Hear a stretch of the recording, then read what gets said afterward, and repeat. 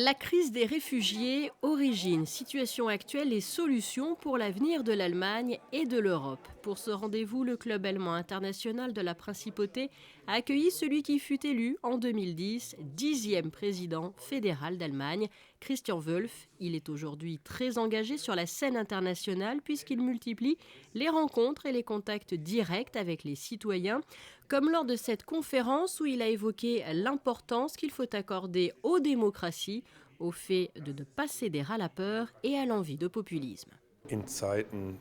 Nous vivons une époque qui est assez compliquée. Il y a de la terreur, de la peur. Beaucoup de citoyens cherchent à tout prix l'homme fort et cela peut être dangereux pour la survie de la démocratie qui nous a amenés à le bien-être.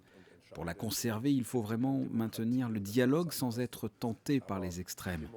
Les terroristes cherchent à nous séparer, ils veulent la confrontation entre les chrétiens et les musulmans, mais nous devons essayer d'être tous solidaires, sans céder à la tentation de se battre les uns contre les autres, car nous sommes tous dans le même bateau. Lutter contre le terrorisme, identifier rapidement les réfugiés qui pourraient être dangereux doivent figurer parmi les priorités des États, mais sans pour autant céder à la haine générale de l'étranger. Christian Wulff ne souhaite pas que les valeurs humaines qui ont permis de développer les démocraties au fil des siècles disparaissent. Il a d'ailleurs souligné l'exemplarité de Monaco où une centaine de nationalités se côtoient au quotidien.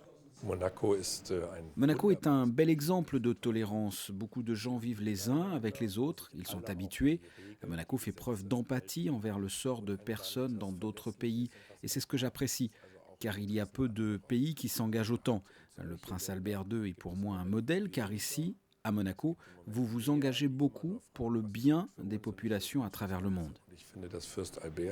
Et après Monaco, Christian Wulff donnera d'autres conférences dans divers pays afin de favoriser dialogue et échange. Il se rend d'ailleurs très fréquemment auprès de jeunes citoyens dans les universités.